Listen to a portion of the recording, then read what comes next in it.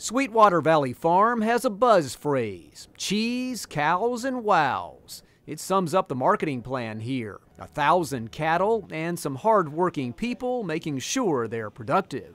This year we're producing about 20 million pounds of milk, and we'll put 2 to 3 million pounds of milk into cheese production a year. John Harrison is a dairy producer and a cheesemaker. About a decade ago, Sweetwater Valley started taking its milk and producing cheddar. They soon found out the public wanted more flavors. So now, mild to sharp, they offer 24 varieties. I've always had this kind of fascination or interest in having customers and having a type of business like that and doing something with the product. Half of Sweetwater Valley's cheese is sold directly to people at this on-farm store.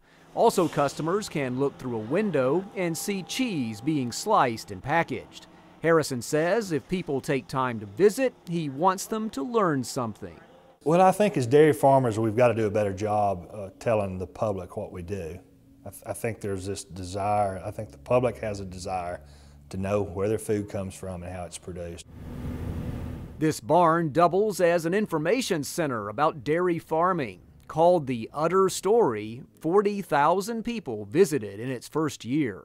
Sweetwater Valley also includes an educational side.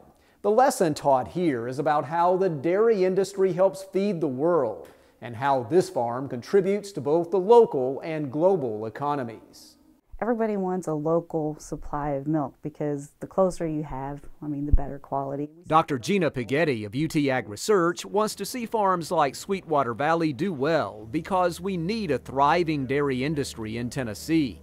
But still, these are challenging times for dairy producers. In terms of the money that they get for their product, I say it's not enough to cover the costs. Feed costs are dominant, and the equipment that they need to buy to milk the cows, house the cows, get ventilation, feed supplies, so it's just tough. Meantime, John Harrison remains a firm believer that diversification minimizes risk. He looks to increase the cheese, cows, and wows, and says if the public knows about you, they'll support you. This is Chuck Denny reporting.